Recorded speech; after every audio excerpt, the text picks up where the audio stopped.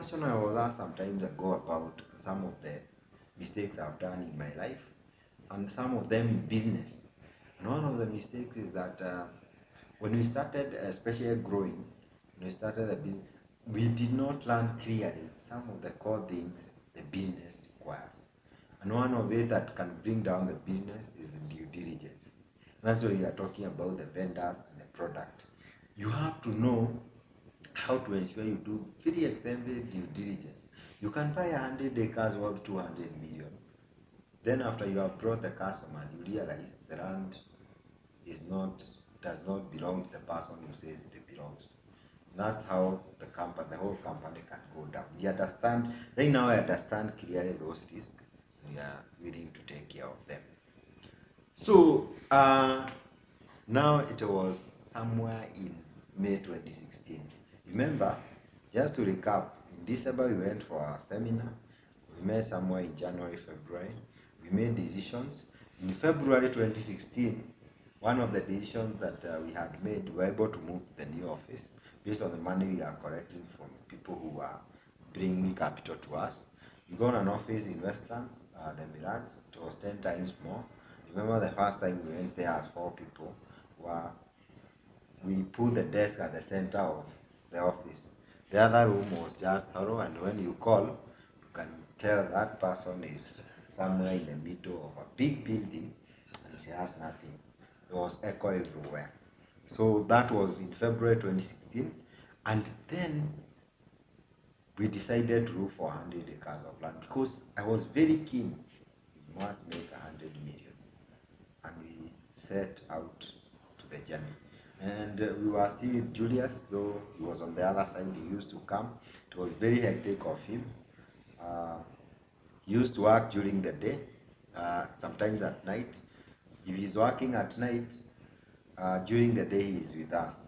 He's working during the day. He has been in charge of finance and set up many systems. Very good at it.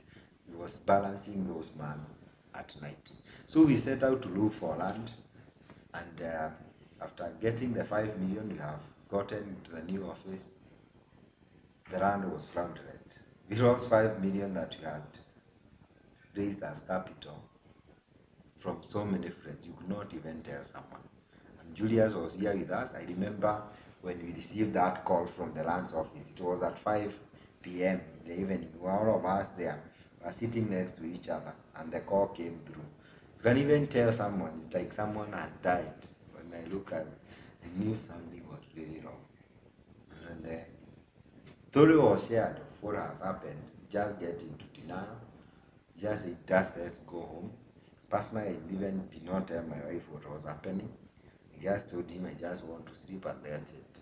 It is a long story, but I think Julia still remembers, and maybe you'd like to share some of it. It is still painful to me sometimes when I think about it, but I have gotten over it.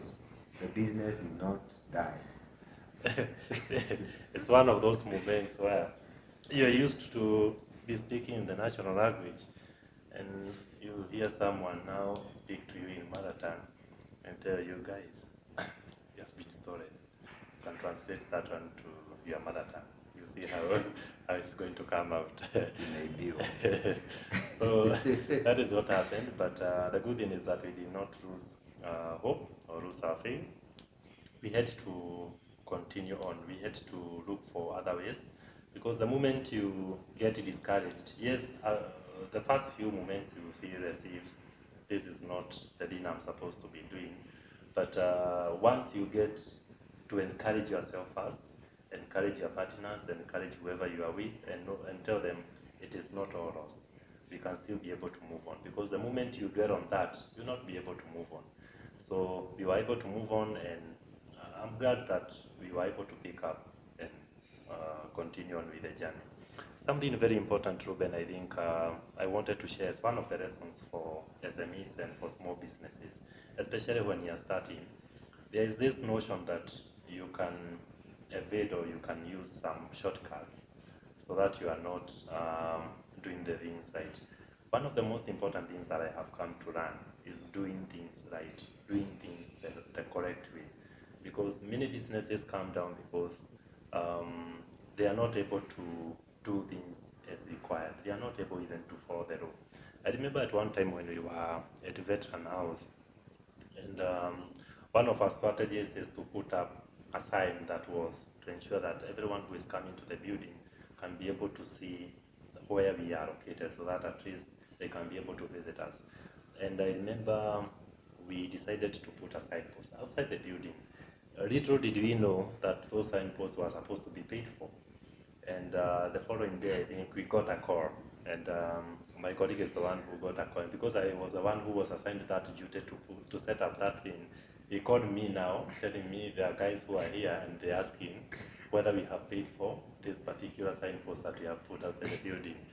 And I, and because I was very far away, I told him, just deal with him, tell him we will be able to do that because we did not know. But for many small businesses, if you happen to find yourself in a situation whereby you are not doing things correctly, know that you cannot be able to go far. We made a decision and said, let us do things the correct way. If it is anything that needs to be paid for, if it's any license that needs to be paid for, if it's any money that needs to be paid to the authorities, ensure that you do the correct thing. Otherwise, you'll be running up and down. And that time that you are running up and down, that is the time that maybe you could be having an opportunity maybe to reach out to your customers, give them good service. You'll be mixed up. So ensure as a small business, as you start, do things correctly. That reminds me of a very important lesson that I have learned. Maybe at the beginning we don't do it right. Talk about doing things the right way. It's about keeping records. And I met one of my friends who was starting an arc. I told him, keep the right records from day one and invest in systems from day one, even if some of the systems are so affordable, including accounting systems. From day one, my brother, my sister, keep records, keep those receipts, be able to track how much. And I remember one of the things that have helped us over some time is something called Google Sheets. Right now it's being paid. It was free for some time and we had subscribed to it, I think as early as 2010. And for some time, we were not paying, for a long time we have not paid for emails and many other things, but my focus is on Google Sheets. That thing can be able to help you keep so many records. Remember, it's in the cloud, so you don't need space. You don't need a lot of investment. You also have HR systems that you can be able to invest. Some of them are online. We subscribed, some of them they were so cheap. What I want to emphasize, from day one, ensure you start with good records. You can also employ someone to be able to do bookkeeping for you on the side. You don't want to employ a person on a daily basis. They record everything, they keep your receipts. These are for tax purposes, and also most importantly, to know whether you are making any progress as a business. There's a Kikuyu saying about painting a cat. For those who know Kikuyu, they know what I'm talking about. You can do a useless kind of business where you are spending more than you are getting, so you are basically going down. You need that visibility, and bookkeeping is very important from day one. It's actually easier and less complicated when you have less records. If you realize, we also realized at some point some records were not good, and we had an auditing firm to be able to keep them in order. Maybe after 1 year, just a small auditing firm, I read some article and realized we need to keep everything. We were keeping records, by the way, almost all of it, but they were not in the order I would have liked to give me a perspective whether we are growing or not. But for you, you can start from day one and ensure you have very clean records. Remember, you also require funding at some point from the banks. Banks don't work with a disorganized organization. If they need organization, they will ask you about your cash flows. You have to show about your sales, your records, whether you submit all the returns that are, and many other things. So keep them in a very good way. And somebody may be asking how we came out from the hole you are in. Remember, 5 million is what we had collected from friends.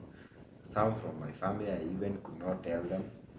But what we did, we just struggled and looked for other ways to come out of the hole. And what we did, we looked for land somewhere. It was very small. Remember, it was, I think, 17 acres, and we partnered with the landowner. We paid a very small amount, and we didn't push them hard. To them, we can be able to deliver this, and God was good. We were able to sell the land, and that's how we are able to move. Remember, that was in May of 2016, and from there, after getting 17 acres, we just kept adding in terms of inventory. I remember the first project was called Gombris.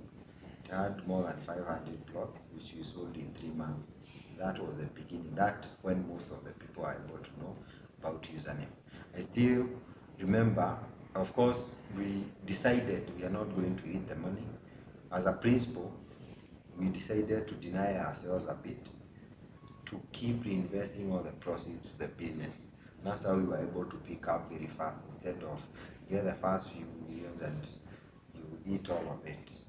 So as a principal, we decided, let us use all this money to be able to create a much bigger organization. So those are some of the tips we believe that can help someone, and I'll be able to recap very fast. You have to believe in yourself, believe that you can be able to move where you are and become as big as the biggest company in your sector. Number two, you need to have a business plan. And I also talked about thinking big. Thinking big means that if your revenue is 1 million per year, you can be, or even less, the people who make less, you can be as big as the company that is making the biggest revenue in that sector. Remember, you are capable. The third thing, talk about business plan. The fourth thing is about cash flow. It's very important to manage what is coming in, what is going out, so that you don't spend it on useless expenditure. You have to know what your core business means.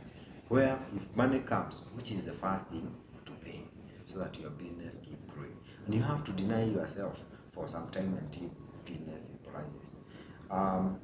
There are many others that you have been able to share, and I believe you can take action.